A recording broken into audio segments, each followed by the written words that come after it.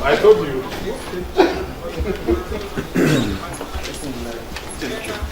Yes.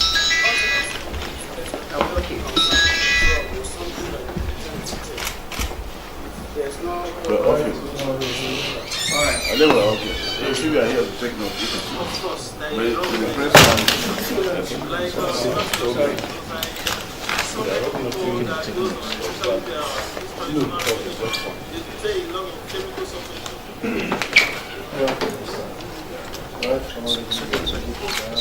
House of Representatives, Second Deputy Vice President of ICAN, Mrs. Comfort Olujumoke, retired MNI, CFA, FCA, Honorable Nasiru Mohammed, Member Council of ICAN, Pastor Oyeni, a distinguished member. Ladies and gentlemen, on behalf of the Governing Council and the entire membership of the Institute of Chartered Accountants of Nigeria, we thank Your Excellency most sincerely for finding time within your very busy schedule to grant us this audience. This is clearly a demonstration of the respect and premium we place on professionalism. I wish to commend the honorable members of the 8th Assembly of the Federal House of Representatives under your exemplary leadership for discharging your constitutional legislative responsibilities of making new and reviewing existing laws, and indeed for carrying out numerous oversight functions, not only in the public interest, but in conformity with fair, objective, acceptable, democratic, and global best practices since your inauguration in 2015. Our Governing Council notes with delight the numerous achievements of the 8th Assembly, especially the unprecedented number of bills and motions initiated, the quality of debate, the sheer diligence by honorable members of the House of Representatives, and the subsequent passage of most of the bills by the House. We are persuaded that as these acts are implemented faithfully and the various economic and people-oriented initiatives are adequately resourced, the quality of life in Nigerians will be positively impacted. The Honorable Speaker, sir, we acknowledge the renewed interest of the National Assembly at improving the budget process in the country. We have the confidence that this will be sustained to forestall previous occurrences where budgets were approved late, leading to poor or no implementation of major projects that should facilitate the much desired inclusive growth and development in the country. ICAN and its members are willing to provide their professional expertise when required by the National Assembly on budget and other related matters. We therefore invite you to use your good offices to include our institute in your mailing lists so that the nation can continue to leverage on the wealth of experience of our institute in budget and fiscal matters for the great glory of the nation. ICAN is willing to organize in-house training for relevant staff and members of the Assembly. We equally encourage the National Assembly to sponsor its staff who are members of ICAN to mandatory continuing professional education. The Institute's training programs are regularly updated to keep pace with changing dynamics across the various professions and disciplines. Your Excellency, I wish to inform you that ICAN continues to support the various initiatives of all the arms of government. In 2008, we released the first result of ICAN Accountability Index, jointly funded by International Federation of Accountants and ICAN. The index is an initiative that aims at improving the process for assessing public finance management and public governance practices across the 3 tiers of the Nigerian public sector. This index is a useful tool for ensuring accountability in public service by all ministries, departments, and agencies. I'm also pleased to note that ICAN, as its 54 years of existence, has not failed at ensuring that its members uphold the ethics of the noble profession. We frown at any infractions and have appropriate disciplinary channels that handle cases of contravention of the code of ethics of the profession and deal with complaints appropriately. We are also poised at safeguarding the integrity of the profession by discouraging proliferation of accounting bodies and entrance of quacks in the profession. This will save the image of the country among the Committee of Nations. Your Excellency, we have not been very happy at all with the passage of the forensic investigation and auditors bill by the Senate. We are not happy about it at all, and during the public hearing, we made our views known at that time. Issue of forensic accounting and investigation is a special area of accountancy profession. Special area. It's a specialist area. Before one can be a surgeon, you must first of all be trained as a medical doctor. So also with the legal profession, before you can become a constitutional lawyer, you first of all have general training. So for forensic accounting and auditing, there must be special training as a chartered accountant before one can now specialize. In our institute, what we have done is to recognize areas of specialization, and we have faculties, 7 of them. One of them deals with auditing, assurance, and forensics. We have certificated hundreds of this special area in recognition of the way it is practiced all over the world. Those promoting this forensic investigation auditors, they don't have that basic skill at all to do it. So what you don't have, you cannot give. Your Excellency, in ICAN, we are members of International Federation of Accountants, consisting of over 3 million accountants all over the world from about 180 countries. We have been, and they are still members of the governing board of this great assembly of accountants. So through their platform, we are known all over the world, and that gives investors confidence to come to this country. Issue of forensics, auditing, accounting is a way of cannibalizing our profession. Otherwise, we will, by tomorrow, the other form of auditing, the other this and other professions are not dealt with that way. So Your Excellency, come to you, please assist us, because we believe our mandate is to safeguard the integrity of this profession, and also to ensure that the issue of auditing and accounting are properly safeguarded in this country. Your Excellency, we continue to maintain our relevance as key stakeholders in the Nigerian economy through informed contributions to national debates and decisions. Our advocacy on pressing national issues has received a new momentum.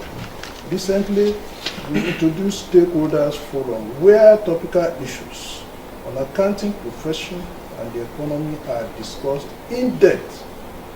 We issued communique at the end of fora and circulate to key stakeholders for consideration. We participate regularly in public hearings by the National Assembly. The last couple of months, we have attended 4 of such hearings. Similarly, we submitted our position on the exposed 2018 new corporate governance code released by the Financial Reporting Council of Nigeria and attended the recent launch of the new code. Your Excellency, we look forward to working with the House of Representatives in the continued discharge of its constitutional responsibility and public interest. We assure you that ICAN will continue to guard the integrity of the noble profession and its contribution to growth process in the country. Once again, I sincerely appreciate your kind audience and privilege of this visit. Long live the Institute of Chartered Accountants of Nigeria. Long live the Federal Republic of Nigeria. Thank you very much.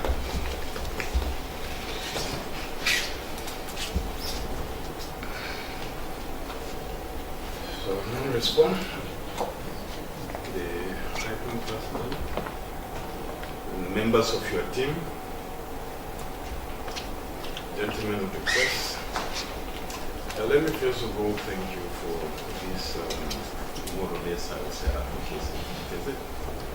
I'd like to say that you have enlightened me on maybe some issues that, if not because of this visit, I may have interpreted what I've heard or what I've been told differently concerning the legislation just mentioned.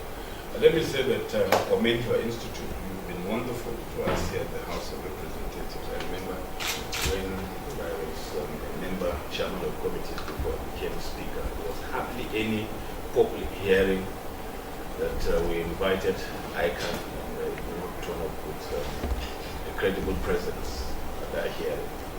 So you have been a great friend of Parliament, and you have supported us in committee hearings, in public hearings, in investigative hearings, even in hearings where you were not meant to be there. I remember I checked one hearing on pigmentation of cement in Nigeria, and there was an elaborate presentation from the Institute. So we are thankful as a Parliament. We continue to remember this very engaging relationship that we have with the Institute, and I believe that it's something we can build on going forward. Really. In terms of the training, retraining programs that is run by the Institute, we will not hesitate in sending some of our staff to be trained. There's an issue of capacity building. It's something that we cannot run away from. If you don't train your staff, you cannot motivate them. And if the staff are not trained, motivated, you cannot have the best from them. So in terms of the progress of any organization, be it corporate, be it governmental, whatever it is, it thrives on innovation. Without innovation, you cannot lead. Any leader in the world, in any field, must be that person or that institute or that organization that innovates. If you're not innovating, you get stale, and then you are out of business. And so we thank you for innovating, especially in this profession, and for the quality caliber of your training, which has improved public accountability in Nigeria, governmental accountability. And I enjoy you to continue on that road, because that is the path to national progress that we're charting for our country. Now, I think the most important aspect that I want to comment on is this bill on forensic auditors. When the bill was presented on the floor, I remember we had debates almost about twice, and we had to step it down because for me too, I didn't understand the issues. All I was told was that in Nigeria presently we don't have forensic auditors. And if there's any need for forensic audit, you have to go to South Africa or run to Europe in order to get specialists who will come and do this job. And that if we pass this bill, they will build a pool of forensic auditors who can now,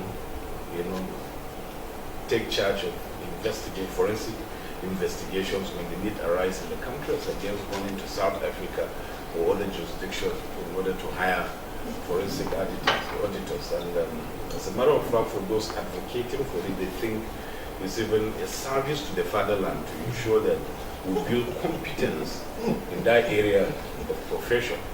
I think that is the narrative that has come true, really. So for me, I didn't even know that we have a section in the ICAN in your institute that deals with this. We have not been told that. People, and for most people on the floor of the House, they are not aware of that. And I remember even when we stepped it down the last time I was presiding, there was counter-argument as to what was truly the position. And since it's not in our character to go out and say, okay, I want to have this position, I believe that maybe the committees would have had their public hearings, would have taken stakeholder inputs, and they have decided on what is the appropriate thing to be done.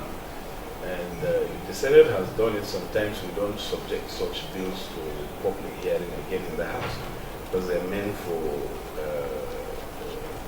us to agree with them on the bill, transmit them to us for concurrence. We will pass our own bills through that do not originate from the Senate.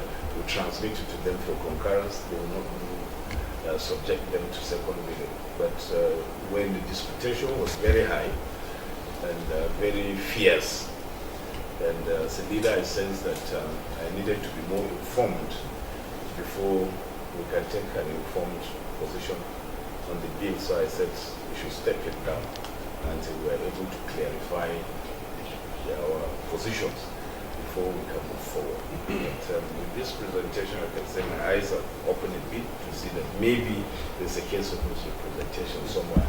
But I urge you to maybe submit in writing and tell us about if we have a pool of forensic auditors, the department, the institute that handles that they should know if we have and what kind of training we are offering them. And then we can now see what is there in this new bill that is different from what you are doing or what they seek to do that is not being covered. So as far as I'm concerned, if what they want is already covered by this noble profession, there's no need to balkanize the profession, because if care is not taken, standards will go down. You may never know, the standard between ICAN now and then the Institute of the Forensic Auditors. You will never know. And there will be fierce competition. Before you know it, you get into a very ugly situation that may not even serve our national purpose. So, as far as I'm concerned, if you do that writing to me, and I see that actually all these issues of all fours are covered by your existing structures and practices, then honestly speaking, there may be no need for us to proceed any further on this legislation. Can get to a time maybe when you grow so big that you think you want to give some people some independence, then you might want to bring a proposal that this is how we want this thing to be structured, the profession to be structured. I think it's in the interest of our country to ensure that that is done. That is done as against imposing it by law and then messing up standards within the profession. It's not going to be helpful. In the legal profession, so I know that there has been the discussion as well, but it has maintained one unique standard. So I think we should, in the interest of the country for now, preserve that. Until maybe we get to a point where we think we can have a decent conversation concerning these forensic auditors. I can tell you that there has been a lot of push, but we need to build a pool of experts. We're lacking right now. The accountant cannot do that work. You have to go to South Africa. Import some from. That's what I'm saying. Import them here so that they can do this work. So our concern was that Nigeria, as big as we are, all the accountants we have, so ICAN is suppressing these people who want to train as forensic auditors, well, let's grant them independence. Most of us say are forensic auditors. Yes, we can now have this. So now that we know exactly what to do, and I want to thank you and to thank you for the patronage of the National Assembly. You have done exceedingly well, better than most other institutes that we have. And when we invite them to constructive engagement, they don't even show up. They don't even send memoranda. You know, I can always be there. They will even come and defend their position. That has been the position, and we owe it a duty for us to reciprocate that gesture as well, to ensure that whatever it is that borders will border us as well. So, by the grace of God, we'll be able to resolve this issue. So, I want to thank Mr. President, and this time the Vice President, the second Deputy Vice President, a very powerful position.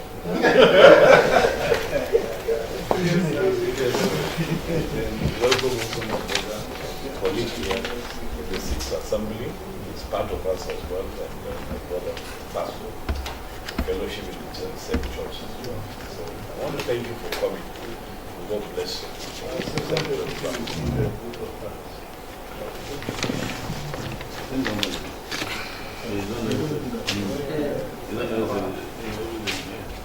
Once you speak, it's finished. It's okay.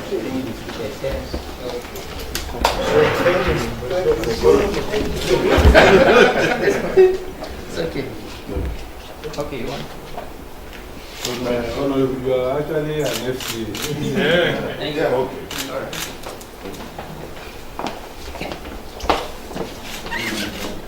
They are strict people. No, they're not. I have a brother who is a chartered accountant, so anytime he's catching me, he's like this. Oh, probably you move from